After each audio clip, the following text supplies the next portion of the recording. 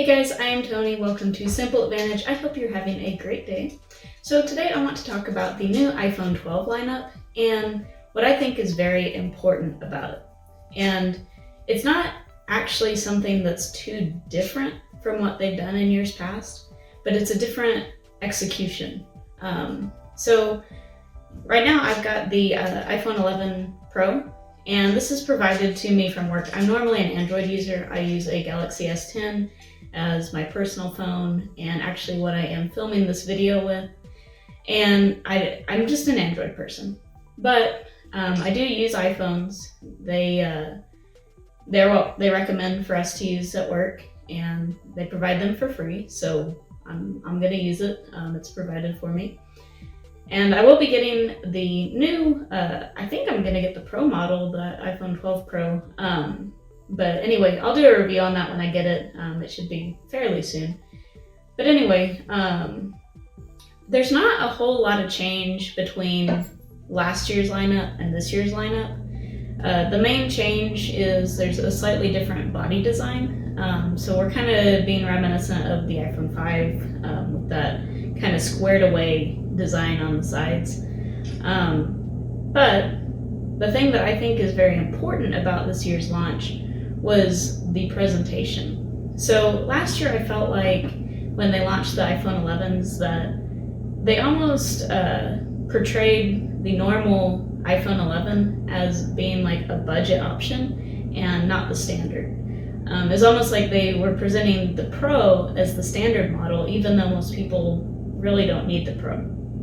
And so I liked that they changed that this year during the Apple event. So they kind of presented the iPhone 12 as the standard. This is like the average consumer phone. This is what most people should get. And then they kind of presented the iPhone 12 Pro models as the enthusiast phones for the people that want to take it to another level, like the photographers, videographers of the world. And it's not like they push that to the general public. And I think that's very important. It's something I kind of touched on in my Samsung S20 FE video, that I think more people are realizing, and more companies are realizing, that you shouldn't be spending $1,000 to get a smartphone. And this year kind of seems to be the year of them pulling back on the prices. You've got the Google Pixel 5 in the $800, $700 price range. You have the S20 FE in that price range, the $700 price range. You've got the iPhone 12 mini and the iPhone 12 from $700 to $800. And I really like that there's more competition in that area. And I mean, OnePlus is in that domain too. And I actually think that they're one of the companies that kind of spurred this on. But I'm enjoying watching this because most of those phones, excluding the Pixel 5, have, the latest, the best processors. The Pixel 5 has a decent processor. It's just not the top end. But I think for what they do, it's fairly acceptable. So I really like that Apple went this direction, because as much as people complain about Apple, and as much as I complain about Apple sometimes, we can't really deny that they are a leader in that realm, and that they do influence the direction of the industry and what's going to happen. Now, I will say something that I really don't like that they did this year, and I understand the reasoning behind it, but removing the wall adapter for charging.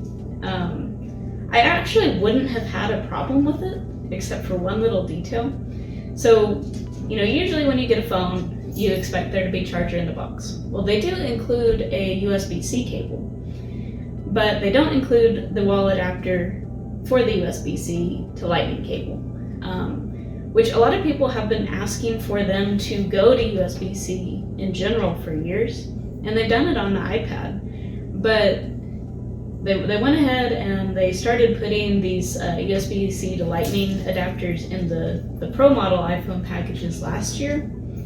And so instead of having the normal USB A hookup, that most people have on their iPhone chargers. It's the little C1. Now, unless you bought the iPhone 11 Pro or 11 Pro Max last year, you're not going to have one of those adapters sitting around to use with the cable that comes in your box.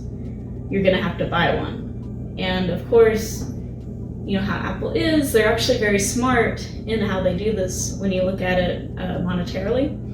So when they came out with the Lightning port, and the reason I think they've stuck with the Lightning port until this point is because when somebody makes an accessory that uses the Lightning port, they have to pay Apple royalties for that. And that's how Apple makes a lot of money. Now, they changed to USB-C because it allows for faster charging, and so that was kind of a feature sold with the Pro models last year. Well, when they tried to justify taking the wall adapter out of the box this year, they said, well, everybody already has adapters laying around, wall adapters. Well, no, they really don't, because you didn't include this adapter with any of your phones in the past except for those specific two from last year. So I think it's going to end up causing some confusion, especially for older people who may have never used a USB-C charger for anything, or don't even understand what that port is.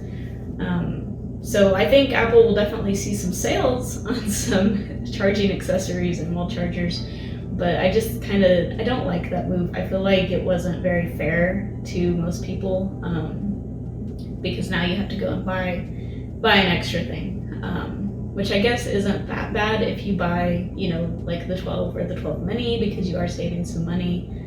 But still, it's just kind of a crappy thing to do, right? Other than that, though, I think that Apple made some good moves this year. I think if you have like the iPhone 11 or any of that lineup from last year, I don't think it's really worth it to upgrade, because you're going to keep getting software updates. There wasn't any huge revolutionary changes to this year's iPhone lineup, unless you just really like that new body design or the MagSafe charging. But anyway, I hope you guys enjoyed this video. If you did, a like and sub would be super appreciated. I will get that iPhone 12 Pro review up as soon as I get the new phone. I'll start working on filming that. So I really appreciate all you guys and taking the time to join me on this. So I hope you guys have a blessed day.